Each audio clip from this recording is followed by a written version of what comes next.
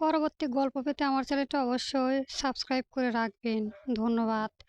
সবার বাসর রাত কাটে স্বামী স্ত্রীর রোমান্টিক মুহূর্ত দিয়ে, কিন্তু এই দিকে একজন এমপি হয়েও বাসর রাতে নিজের বউকে একটু ছুঁয়ে দিতেও পারছে না তৌফিক খান রিত। রাত 11:30টার সময় রিত নিজের রুমে এসে দেখেছে তার বেয়াদব বউটা পুরো খাট দখল করে আরাম করে ঘুমিয়েছে।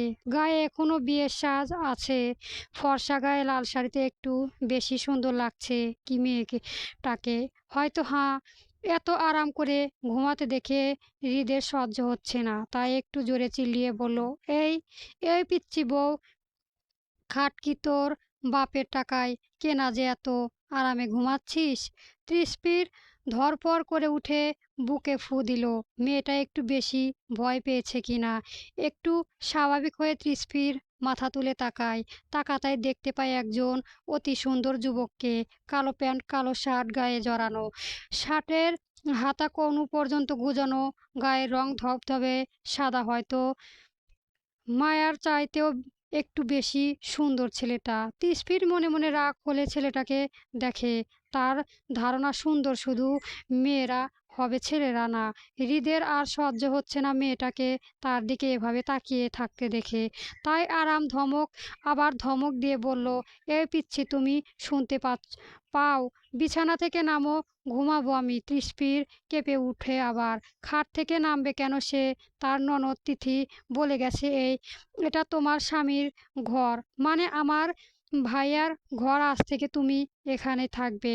তাই তো সে এখানেই ঘুমিয়ে গেছে। একটু পর সে মিনমিন গলায় বলল, কিন্তু আমি নামবো কেন ভাইয়া? এখানে তো আমাকে সবাই থাকতে বলে গেছে। আমার স্বামীর ঘর নাকি এটা, তাই।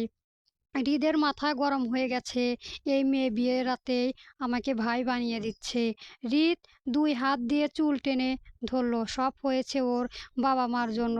ওদের জন্যই তো এই বাচ্চা মেয়েটার গলায় ঝুলেছে আজ। এটা তার স্বামীর ঘর, সেটা জানে, কিন্তু আমি যে তার স্বামী হই সেটা আর জানে না। বেয়াদব একটা। অতঃপর সে রেগে বলল, এই এই পিচ্চি, আমি তোর কোনো জন্মের ভাইয়া হই? হুম। এসে থেকে এই পিচ্চি বলার জন্য তৃষ্পির একটু রাগ হলো। তার তো একটা সুন্দর নাম আছে নাকি? পারলে নাম ধরে ডেকে সুন্দর করে কথা বলো শালা। আজব লোক তো আপনি। আমার বয়স 17+। আমাকে কেন, কোন দিক দিয়ে আপনার পিচ্চি মনে হয় তাহলে? সব দিক দিয়েই তুমি পিচ্চি। এখানেই সরো সরো, সামনে থেকে ঘুমাবো। তোর সাথে সারা রাত বক বক করার মতো সময় নেই আমার। দেখুন, আমার নাম তাসফিয়া খান তৃষ্পির। এত বড় নাম না বলতে পারলেন? মায়া বলে ডাকেন, তবুও পিচ্চি বলে ডাকবেন না প্লিজ, শুনতে ভালো লাগে না। শুনতে হবে না তোমাকে। খাট থেকে দয়া করে নামো, ঘুমাবো আমি। তাহলে আমি ঘুমাবো কোথায় সেটা আমি কিভাবে বলবো? পারলে ফ্লোরে ঘুমাও, না হলে থাকো সারা রাত বসে। কথাটা বলেই উনি শুয়ে পড়ল ধমক ধরম করে খাটের এক সাইডে। তৃষ্পির বসে বসে ভাবছে সে এখন কি করবে। এত ঠান্ডার মাঝে তার পক্ষে ফ্লোরে শুয়ে থাকা সম্ভব নয়। আর তার কাছে তো এখন কোনো কম্বল নেই, সেটা ছিল, সেটাও লোকটা নিয়ে নিল। এই যে শুনছেন, আবার কি হলো? তোমাদের জন্য কি শান্তিতে ঘুমাতে পারবো না আমি একটু?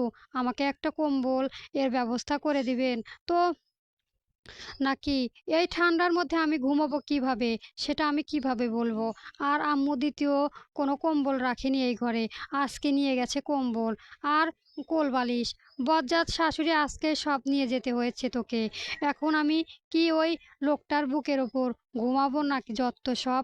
মনে মনে কথাটা বলেই একটু পর তৃষ্পির বলল, তাহলে আমি এখন ঘুমাবো কিভাবে এই শীতে? হৃদ বিরক্ত হয়ে বলল, আমি কি করে বলবো?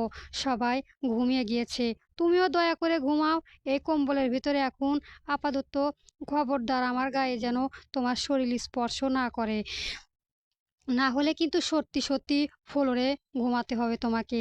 তৃষ্পি মনে মনে ভেংচি কেটে বলল, আমি যে উনার শরীরে স্পর্শ পাওয়ার জন্য মরে যাচ্ছি, ঢং দেখে আর বাঁচি না। হুম।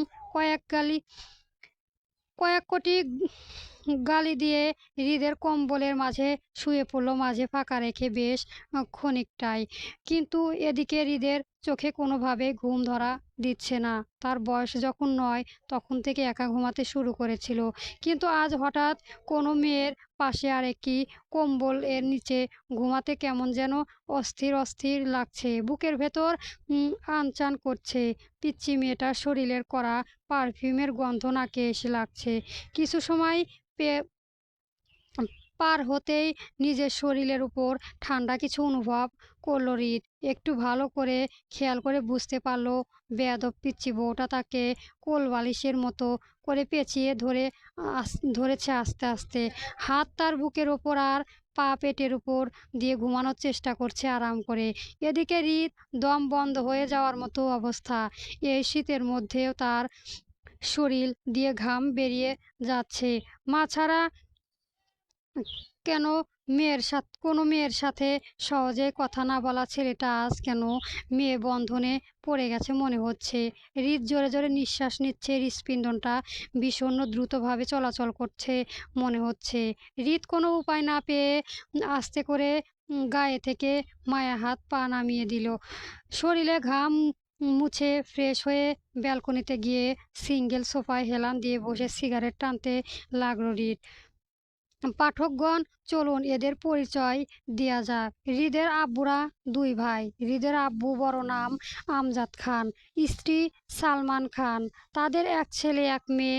ছেলের নাম তৌফিক খান হৃদ, মেয়ের নাম এলিরা খান। হৃদের ছোট বাচ্চা। ছোট চাচা ইকবাল খান, স্ত্রী সাইমা বেগম। তাদের এক ছেলের নাম তৌসিফ খান শুভ। তিসফিরের আব্বু রাও ২ ভাই। মায়ার বড় চাচার নাম আনোয়ার শেখ, স্ত্রী আয়েশা বেগম। তাদের এক ছেলে এবং ২ মেয়ে। ছেলে আসিফ শেখ, বড় মেয়ে জুবাইদা শেখ, ছোট মেয়ে শামিমা শেখ। তিসফির আব্বু ছোট নাম রবিউল শেখ, মৃত। স্ত্রী ফরিদা বেগম, মৃত। তাদের আদরের মেয়ে এক মেয়ে, তাসফিয়া শেখ তিসফি। তবে খান বাড়ির বউ হওয়াতে নাম হয়েছে তাসফিয়া খান তিসফির। ভীষণ সুন্দর একটা সকাল। চারদিকে রোদে ঝলমল করছে সব। জানালার ফাঁক দিয়ে এক টুকরো রোদ মুখে এসে লাগতেই বিরক্ত মুখ উঠে বসল তিসফির। চারপাশে তাকিয়ে একবার বিছানার দিকে চোখ যেতেই চোখ কপালে উঠে গেল। বিছানার এক পাশ ফাঁকা, কোমলটা এলোমেলোভাবে তার গায়ে জড়িয়ে আছে। কোথাও হৃদের দেখতে পেল না। তিসফির ভ্রু কুঁচকে বিড়বিড় করে বলল, এই লোকটা কোথায় গেল আবার? আমাকে ঘুম থেকে না তুলে। শ্বশুর বাড়িতে এত বেলা করে ঘুমালে মান সম্মান থাকবে না আমার আর। বেশ কিছুক্ষণ বিড়বিড় করে বকে বিছানা থেকে নেমে দাঁড়াইতে তার চোখ পড়ল বারান্দার দিকে। কাচের দরজাটা আধখোলা, হালকা ঠান্ডা বাতাস আসছে সেখান থেকে। কৌতূহল নিয়ে তিসফির ধীরে ধীরে এগিয়ে গেল সেই দিকে। বারান্দায় গিয়ে যা দেখল তাতে কিছুক্ষণ থমকে দাঁড়িয়ে থাকলো তিসফির। হৃদ এক কোণে সিঙ্গেল সোফায় হেলান দিয়ে বসে আছে, হাত আধখোলা, সিগারেট। চোখ দুটো লালচে লালচে ভাব, হয়তো সারা রাত ঘুম হয়নি। চুলগুলো এলোমেলো ভাবে কপালে পড়ে আছে, মুখে এক টুকরো ক্লান্তির ছাপ। এই মুহূর্তে হৃদকে দেখলে যে কোনো মেয়েই প্রেমে পড়ে যাবে শিওর। কিন্তু তিসফির সেই রকম কোনো অনুভূতি হচ্ছে না। তিসফির ঠোঁট বাঁকিয়ে বলল, এই যে এমপি সাহেব, বারান্দায় বসে বসে ধোঁয়া উড়াচ্ছেন কেন? ভূত দেখছেন নাকি? হৃদ হঠাৎ কোনো মেয়ের কণ্ঠ চমকে থাকলো। কয়েক সেকেন্ড চুপ থেকে গম্ভীর গলায় বলল, তুমি এত সকালে এখানে কি করছো? তিসফির হাত দুটো কোমরে রেখে গিন্নির মতো করে বলল, এখন আপনার এত সকাল মনে হচ্ছে এমপি সাহেব? রোদ যে মাথার উপর, দেখতে পাচ্ছেন না? আর আপনি এখানে বসে সিগারেট খাচ্ছেন? জানেন এটা স্বাস্থ্যর জন্য কতটা ক্ষতিগ্রস্ত? হৃদ ভ্রু তুলল, তুমি আমাকে জ্ঞান দিচ্ছ পিচ্চি মেয়ে? হাঁ দিচ্ছি, কারণ আপনি আমার কিছু বলতে গিয়েও থেমে যায় তিসফি। একটু ইতস্ত করে বলল, যাই হোক, এসব খারাপ অভ্যাস ছাড়েন। গল্প এমপি সাহেবের বেয়াদব বউ চলবে।